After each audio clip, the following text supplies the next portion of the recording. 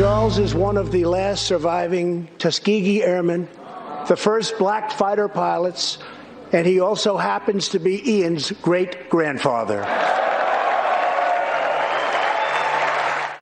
Democrats are outraged, demanding Facebook and Twitter remove that video right there that's been retweeted by President Trump.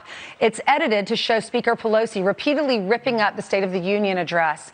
A Pelosi staffer claiming it's, quote, designed to mislead and lie to the American people. Here to react is Charlie Kirk, founder of Turning Point USA, which put that video together, and he's also the author of the upcoming book, The MAGA Doctrine. Hi, Charlie. Good to see you. Good morning. Thanks for having me. You're welcome. Why did you put together that video?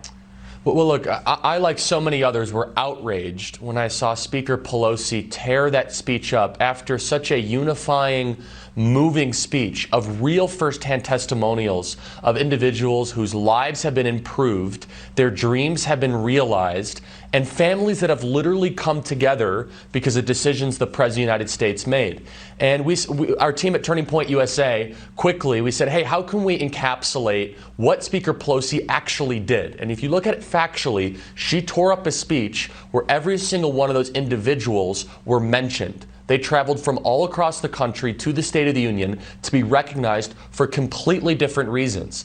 And Speaker Pelosi's office and many members of Congress are now demanding that the social media companies take down this video. There is nothing misleading. There is nothing inaccurate at all. Everything in that video happened, and she actually did tear the piece of paper, an official government document, by the way, with those stories and those names on it. Yeah, Charlie, we interviewed someone last week. His name is Jody Jones. His brother was killed by an illegal immigrant under the sanctuary policies, and he was furious when she did this. And he said he saw her doing that at the end of the speech, and he said, I felt like my heart, all of our hearts, were being ripped out.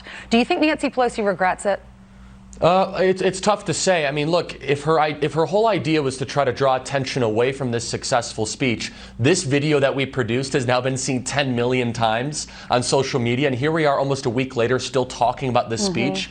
And what I find so amazing is that Nancy Pelosi tolerated Congressman Adam Schiff literally making up the phone transcript of President Trump during the sham impeachment hearing.